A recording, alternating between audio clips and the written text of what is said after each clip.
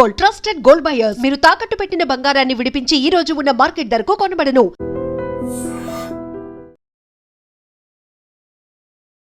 నమస్తే, welcome to iDream. Raj Kumar నరరూప రాక్షసుడు, 6గురిని చంపాడు. ఆ తర్వాత పురుగుల మందు తాగి వాడు కూడా చచ్చిపోయాడు. అంటే ఈ కేసు ద్వారా మనం తెలుసుకోవాల్సినటువంటి విషయం ఏంటి? వాడు అసలు ఎందుకు అట్లా తయారైపోయాడు? అట్లా తయారు కావటానికి దోహదం చేసినటువంటి పరిస్థితులు ఏంటి? దీని గురించి మనం క్లియర్గా మాట్లాడదాం. ప్రస్తుతం స్టూడియోలో ఉన్నారు మోటివేషనల్ స్పీకర్, లాంగ్వేజ్ ట్రైనర్ విజయ బంగారు గారు. నమస్తే మేడం. నమస్తే విజయ బంగారు గారు. 2-3 రోజుల నుంచి మనం చూస్తూ ఉన్నాం ఈ కేసు ఎంత సెన్సేషనల్ అయిందో. వాడు ఒక రాక్షసులాగా బిహేవ్ చేసి ఒక మైనర్ బాలికని, అమ్మని నానమ్మని చంపిన తర్వాత ఇంటికి వచ్చి భార్య పిల్లల్ని కూడా మొత్తం 6గురిని చంపాడు. తర్వాత 2 రోజులు కనిపించకుండా తిరిగాడు, ఆత్మహత్య చేసుకున్నాడు. ఏం సాధించాడండి వలి గారు? ఏమన్నా సాధించాడా? అసలు ఏం చేయదలుచుకున్నాడు? ఎందుకు వీళ్ళని చంపాడు? అసలు ఆడికన్నా క్లారిటీ ఉందా? వాడికి కూడా ఏం క్లారిటీ లేదు. అంటే వీటన్నిటికీ పరిస్థితులు ఏంటి అంటే అతను అసలు ఎలా పుట్టి పెరిగిన వాతావరణము, అసలు ఎలాంటి విలువలతో అతను బతికాడు. ఒక మనిషి వీడియో రిలీజ్ అయింది, చూశారు మేడం? అందులో నన్ను అందరూ మోసం చేశారు, ఆ అమ్మాయి కూడా నన్ను మోసం చేసింది, ఎకరన్నర నేను అమ్ముకొని ఆ డబ్బులు కూడా వాళ్ళకే పెట్టాను, తర్వాత నన్నే ఆఖరికి జైలు. ఎంతమందిని మోసం చేసావు? నువ్వు భార్యను వెంటబడి నువ్వే కావాలని 6 సంవత్సరాలు నేను పెద్దదాన్న చెప్పినా కూడా అసలు యాక్చువల్గా ఒక టీచర్ ఆవిడ. ఈ కుర్రోడు ఈడు చనిపోయిన వాడు చదువుకోవడానికి ఇంటర్మీడియట్ ట్యూషన్కి వెళ్ళేవాడు. పెద్దది అయినా కూడా వెంటపడి ఆమెకు వచ్చిన పెళ్లి సంబంధాలన్నీ వడగొట్టేసి నువ్వు లేకపోతే నేను చనిపోతానని నువ్వు చేసుకున్నావు. ఎస్, సరే, పెద్దదా చిన్నదా అనేది చేసుకున్నారు. 8 సంవత్సరాలు కాపురం చేశారు. నువ్వు నన్నెవరో మోసం నువ్వు నీ భార్యని మోసం చేయడే కాక నువ్వు ఆమె ప్రాణాలు తీసావు కదా. ముక్కు పచ్చరాలను 2 సంవత్సరాలు 4 సంవత్సరాల పిల్లల్ని చంపేశావు. మరి నువ్వు మోసం చేసావా? వాళ్ళని ఏం చేసావు? మోసం అంటే చాలా చిన్న మాట అండి. అతను హత్య చేసావు, నువ్వు వాళ్ళ ప్రాణాలు తీసుకున్నావు. మరి నీ ఆవేదన అంతా నేను నన్నెవరో మోసం చేశారంటే నువ్వు ఇక్కడ అసలు ఇక్కడ గొడవ ఎక్కడి నుంచి వచ్చింది? భార్య ప్రశ్నించింది, నువ్వెందుకు అటు ఇటు తిరుగుతున్నావు, వాళ్ళంబడి వీళ్ళంబడి తిరుగుతున్నావు. దట్టు అతను ఏం చేసేవాడట, ఎక్కడికన్నా వెళ్తే ఒక అమ్మాయితో తిరిగితే ఇంటికి వచ్చి రాత్రి ఇదిగో నేను ఈ పని చేశాను, నువ్వు ఇలా లేవు అలా లేవు అని మనం ప్రశ్నించడం మొదలుపెట్టాడు. ఏ వైఫ్ ఊరుకుంటుందండి? సో నువ్వు అలా ఎందుకు చేస్తున్నావు? మనకిద్దరు చిన్నపిల్లలు ఉన్నారు, నన్ను వెంటపడి పెళ్లి చేసుకున్నావు, ఇలాంటిది మంచిది కాదు అన్నందుకు ఆమె మీద కక్ష పెంచుకున్నాడు. కక్ష పెంచుకొని లాస్ట్కి ఏం చేశాడంటే మళ్ళీ వీళ్ళని చంపేశాడు. ఫస్ట్ అక్కడికి వెళ్ళి ఫస్ట్ మైనర్ బాలికను ఆమెను ఏంది అంటే వాళ్ళు కేసు పెట్టారు, వాళ్ళ మీద కక్ష. అంటే నువ్వు చేసిన తప్పు ఎందుకు చేశావు, ఇది తప్పు కదా అని అంటే కొంతమందికి ఎలా ఉంటుందంటే వారి ఏమన్నా చేయండి, మీరు తప్పు చేయండి, ఏం చేయండి, ఎదుటివాడు ప్రశ్నించకూడదు. ప్రశ్నిస్తే ఇగో అడ్డం వస్తుంది అనమాట. నేను చేసిందే కరెక్ట్. వీడి విషయంలో జరిగింది ఏంటంటే నేను చేసిందే కరెక్ట్, నాకు ఒక అమ్మాయి కావాలనుకున్నాను, మీరు వద్దన్నారు కాబట్టి నేను మీ మీద నేను కక్ష సాధిస్తా. ఎలా కక్ష సాధిస్తాడు? ఫస్ట్ వాళ్ళ ఫాదర్ని ఇతను అంటే వ్యసనాలు, అతను కూడా తాగేవాడట, అతన్ని లోబర్చుకొని చనిపోయేలాగా అతను చేశాడు. లాస్ట్కి అమ్మాయిని మనం ఒక వీడియోలో చూసాం, అమ్మాయిని లాక్కుంటూ వెళ్ళి మీ నాన్ననే చంపేశా నేను. అప్పటిదాకా వాళ్ళు ఏమనుకున్నారంటే ఈ పాపం ఏదో అనారోగ్యంతో చనిపోయారని అనుకున్నారు. మీ నాన్నని నేను చంపేశాను, మిమ్మల్ని కూడా చంపేస్తా, మీ అమ్మని చంపేస్తా, నిన్ను చంపేస్తా, ఇంట్లో వాళ్ళందరినీ చంపేస్తా అన్న తర్వాత ఇంకొక ఎగ్జాంపుల్ ఏం చెప్పాడు వలి గారు? వైష్ణవి కేసులో ఏమైంది? వైష్ణవిని చంపేస్తే వాడిని ఏమి చేయలేదు, 15 మంది అన్నదమ్ములు ఉన్నా ఏం చేయలేకపోయారు, నీకుండేది ఒకటే ఒక అన్న, సో ఎవరేం చేయలేరు నన్ను అంటే మన జనాలు ఏం చేస్తున్నారంటే బెస్ట్ ఎగ్జాంపుల్స్ తీస్తున్నారు. తీసుకొని వాడి జైల్లో పెట్టారు, వాడు ఏమైనా ఉరి తీసారా, వాడు ఏమైనా చంపారా? ఏం జరగలేదు కదా, బెయిల్ మీద మళ్ళీ నేను బయటకు వచ్చేస్తా. అదే కదా, ఇప్పుడు ప్రతి ఒక్కరూ ఇలాంటి ఎగ్జాంపుల్స్ తీసుకుంటున్నారు. సో వీటన్నిటికీ కారణం ఏంటంటే ఇండైరెక్ట్ గా వీడు చంపలేదండి, ఇండైరెక్ట్ గా ఏ పోలీసు వాళ్ళైతే వీటిని సపోర్ట్ చేసి బయటికి పంపించారో వాళ్ళు కూడా దీంట్లో పార్టిసిపేట్ అయినట్టే. చంపింది అతనే, కానీ అసలు అతను బయటికి రాకపోతే చంపేవాడా కదా? ఒక కేసులో నువ్వు లోపల ఉన్నప్పుడు నెల రోజులు కూడా ఉండకుండా బయటికి రావడానికి కారణం ఏంటి? ఎవరు ఇన్ఫ్లుయెన్స్ చేశారు? సో మీరు నేను ప్రతి ఒక్కరు ప్రజానికం అంతా ఏం మాట్లాడుకుంటున్నారంటే పోలీసు వాళ్ళు దీని వెనక ఉన్నారు. సీరియస్ గా పోక్సో కేసు చాలా సీరియస్ గా మైనర్ బాలిక మీద దాడి చేస్తే అట్లీస్ట్ కనీసం 2 సంవత్సరాలు ఉంటుందా?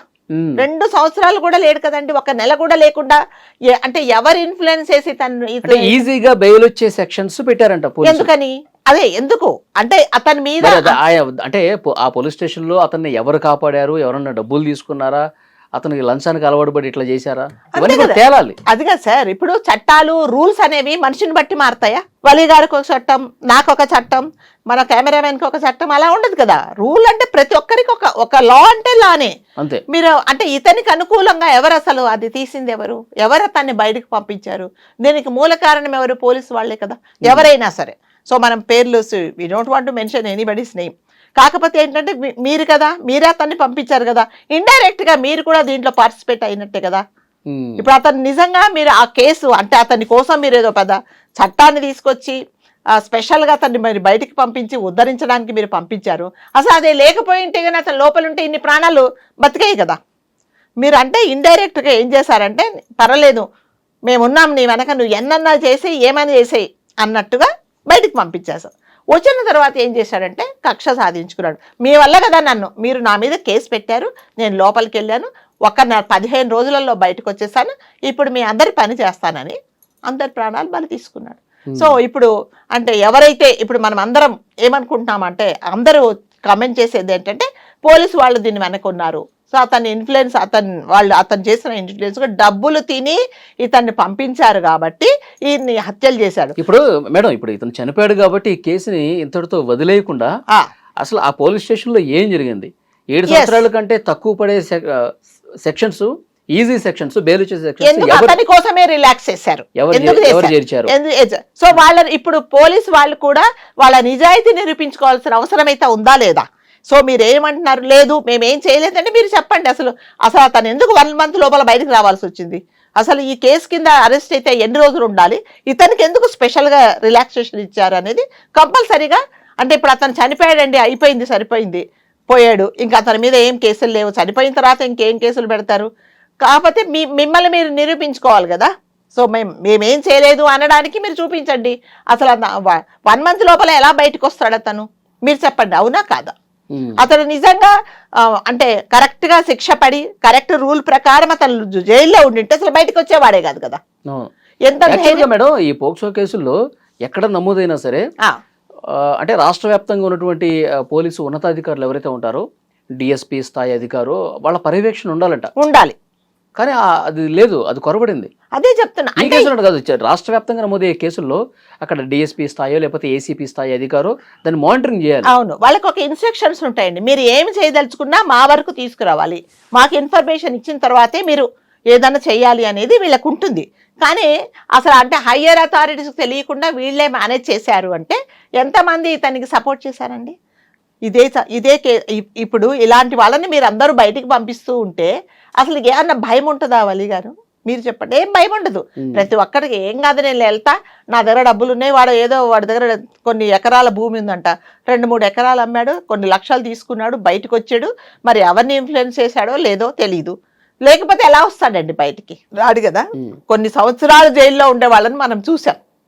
మరి తను అంత ఇమీడియట్ గా ఎలా బయటకు వచ్చాడంటే అంతే. ఇప్పుడు ప్రతి ఒక్కరు, మీరు, నేను, సామాజిక ప్రజానికం అంతా ఏమంటుందంటే పోలీసు వాళ్లకు డబ్బులు ఇచ్చి బయటకు వచ్చాడు, అందుకని హత్య చేశాడు. తేలాలి కదా. ఇది కంపల్సరీగా. అతను చనిపోయాడండి, ఓకే, మీరు అట్లా కేసు క్లోజ్ చేస్తారు, కానీ మీ మీద వచ్చే అలిగేషన్స్ కు జరిపించాలి. లేదు, దీని ప్రకారం మేము పంపించాము, లేదు మా వైపు నుంచి ఏమి తప్పు లేదు అనేది మిమ్మల్ని మీరు నిరూపించుకోవాలి. సో మీరు ఇలా చేశారంటే ఎవరికి భయం ఉండదండి. ఎవరికైనా భయం ఉంటుందా? అంటే అమ్మాయిలని, మైనర్ అమ్మాయిలని మీరు ఏం చేసినా కూడా ఇప్పుడు బయటకు వచ్చాడు కాబట్టి ఇంకొకటి కూడా రెడీగా ఉంటాడు. శిక్షలు అనేవి మనం ఎన్నో వీడియోస్లో మాట్లాడుకున్నాం. శిక్షలు అనేవి ఎలా ఉండాలంటే ఇంకొకటి అలాంటి నేరం చేయడానికి వణుకు పుట్టేలాగా ఉండాలి. మీరు ఏం చేస్తున్నారంటే ఇలా చేసిన తర్వాత ఏం కాదు, so take it easy policy లాగా చేస్తున్నారు కాబట్టి ఎవరికి భయం ఉంటుందండి? ఏం కాదు, అంత చెప్తున్నా కదా, ధైర్యంగా చెప్తున్నారు. నేను ఇప్పుడే వస్తా, నేను జైలుకి వెళ్తున్నా, అత్తగారింటికి వెళ్ళేసి వచ్చినట్టుగా నేను వచ్చి ఇంకా మిగతా వాళ్ళ పని చేస్తానని ధైర్యంగా చెప్తున్నారు. మరి వాళ్ళని ఏం చేస్తున్నారు మీరు అందరూ? కాబట్టి ఇందులో చట్టాల గురించి మనం మాట్లాడకూడదు. అంటే ఏ బేస్ మీద అతన్ని బయటికి పంపించారు, అసలు ఏ బేస్ మీద తను లోపలికి వెళ్ళాడు? కొంతమంది అన్నారు అసలు జైల్లోనే లేడు అతను, ఉమ్. అసలు జైల్లోనే లేదు. మరి ఎక్కడున్నాడు? ఎవరికి అతను ఇది చేశాడు? మరి కోర్టుకి వెళ్ళి బెయిల్ తీసుకొని రావడానికన్నా పోలీసు వాళ్ళే ప్రొడ్యూస్ చేయాలి కదా. ఇతను ఏదో హోటల్కి వెళ్ళినట్టు డైరెక్ట్గా కోర్టుకి వెళ్ళలేడు కదా. మరి ఎవరు ప్రొడ్యూస్ చేశారు? దేని ప్రకారం అతన్ని ఏం సాక్ష్యాలు చూపించి అతన్ని రిలీజ్ చేశారు? సో ఎస్, వాళ్ళందరూ కంపల్సరీగా ఎవరైతే డెఫినెట్గా మీరు చెప్పినట్టు yes, తేలాల్సిన అవసరం ఉంది. అయితే వాడి మానసిక స్థితి గురించి ఒకసారి మనం మాట్లాడుకుందాం మేడం. వాడు ఇట్లా బయటకు వచ్చిన వెంటనే అక్కడ అటు ఫ్యామిలీలో ముగ్గురిని, తన సొంత కుటుంబం కూడా, ఈ సొంత కుటుంబంలో ఉన్నటువంటి సొంత భార్యను, పిల్లలను, 2 పిల్లలు, 4 సంవత్సరాలు 2 సంవత్సరాల పిల్లలు. అంటే పిల్లల్ని చంపేటప్పుడు కూడా కనీసం వాడికి ఆ కన్నపేగు బంధం, నా కొడుకులు అట్లా ఏం లేదా? రాక్షసుడికి ఏముంటుందండి?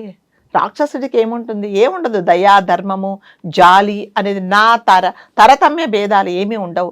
తనకు నచ్చంది ఎందుకు? భార్య ప్రశ్నించింది, భార్య ప్రశ్నించినందుకు నేను చంపేయాలి అంతే. అతను అంటే ఆ అమ్మాయిని అక్కడి నుంచి లాక్కొని వచ్చి ఒక కారు హైర్ తీసుకొని ఆ కార్లన్న కూర్చోబెట్టాడు ఇంకా అమ్మాయిని. వీళ్ళని చంపేసి వచ్చి వేరే కత్తి తీసుకొని ఈ అమ్మాయిని లాక్కొని వెళ్ళి చంపేశాడు. అంటే ఇదంతా ఎంత ప్రీ ప్లాన్ ఉంటుందండి. మీరు ఎప్పటికెప్పుడు అనుకునేది అయితే కాదు కదండి. అసలు కారు ఎవరు హైయర్ ఇచ్చారు? అసలు అది చంపుతూ ఉంటే మరి అసలు వాడి దగ్గర స్కూటరే ఉందట, 2 వీలర్ కూడా లేదట అతని దగ్గర. ఈ కార్లు ఎవరు ఇచ్చారు ఇతనికి? దీని వెనక ఎంతమంది ఉన్నారు? అంటే ఇలాంటి నేరాలు పాల్పడుతున్నప్పుడు ఎవరైతే సపోర్ట్ చేస్తారో మీరు అంటే వాళ్ళు కూడా నేరస్తుల కిందే లెక్క కదండి. అవునా కాదా? ఇప్పుడు వాడు ఒక నేరం చేయడానికి వెళ్తున్నాడని మీకు తెలిసినప్పుడు మీరు ఎందుకు ఇస్తారు? ఎందుకు మీరు సపోర్ట్ చేస్తారు? ఎవరైనా సరే, పోలీస్ డిపార్ట్మెంట్ వాళ్ళు కానీ ఎవరైనా. ఇప్పుడు మన వాళ్ళు అక్కడికి ఫీల్డ్కి వెళ్ళారు, అదేంటి ఎంక్వైరీ చేయడానికి. ఎవరు కనీసము అతని గురించి మాట్లాడడానికి కూడా ఎవరు ఇష్టపడట్లేదు. అవునా? ఐ థింక్ మీరే వెళ్ళారు అనుకుంటా. ఎవరు ఇష్టపడలేదు. సో ఎవరు కూడా కరెక్ట్ ఇన్ఫర్మేషన్ ఇవ్వట్లేదు. మీరు మీ పక్కిళ్ళే కదమ్మా, ఎలా ఉండేవాడు అంటే మాకు తెలియదు అని అంటున్నారు వాళ్ళు. అవును, ఎవరైనా కరెక్ట్గా చెప్పారా? మీ చిన్నపిల్లలు కదా, బయట ఆడుకోవడానికి రాలా 4 సంవత్సరాల పిల్లలంటే లేదు సార్ మాకు తెలీదు అంటే ఆ ఫ్యామిలీ గురించి అంత భయానకంగా వాళ్ళు అక్కడ ఉన్నారనమాట. సో వీటన్నిటికీ కారణం ఏంటంటే అతను పుట్టిన అదే పరిస్థితులు, తర్వాత పెరిగిన వాతావరణము, ఒక క్రమశిక్షణ లేకపోవడము, తల్లి చెల్లి, తర్వాత ఏంటి భార్య పిల్లలు అనే అనుబంధం లేకపోవడం. ఇలాంటి వాళ్ళు పెళ్లిళ్ళు చేసుకోవడం వేస్ట్ అండి. అసలు ఒక అనవసరంగా ఎన్ని ప్రాణాలు తీశారండి. అసలు మనం ఎక్కడైనా విన్నామా ఇలా ఇంతమందిని చంపడం ఏంటండి? నీకు ఎవరి మీద కక్ష? నువ్వు ఏం సాధించావు? ఆఖరికి వాడిది ఎలాంటి చావో చూడండి. వాడు చచ్చిన తర్వాత ఆ శవాన్ని కూడా తీసుకోవడానికి ఇష్టపడలేదు. అంటే వాళ్ళ అన్నయ్య అంటున్నాడు, అసలు ఇంత తొందరగా ఎలా చనిపోయావు, చిత్ర హింసలు పెట్టి చంపాల్సింది సార్ మీరు అని పోలీసు వాళ్ళని ప్రశ్నిస్తాడు. వచ్చి ఊరికే చూసేసి వెళ్ళిపోయారు. లాస్ట్కి మున్సిపాలిటీ వాళ్ళు అతని దాన సంస్కారాలు చేశారు. అంటే ఈ పుట్టినందుకు నువ్వు ఏం సాధించావు? అందరినీ చంపేశావు, నీకు నువ్వు చనిపోయావు, ఏం సాధించావు? వాళ్ళెవరో మోసం చేశారు, వాళ్ళెవరో డబ్బులు తీసుకున్నంత మాత్రం నువ్వు నిరూపించు. నన్ను ఎందుకు మోసాలు చేశాను నువ్వు అడగొచ్చు కదా. ప్రాణాలు తీయడం దేనికైనా ప్రాణాలు తీయడం ఏంటండి? Thank you very much. Thank you.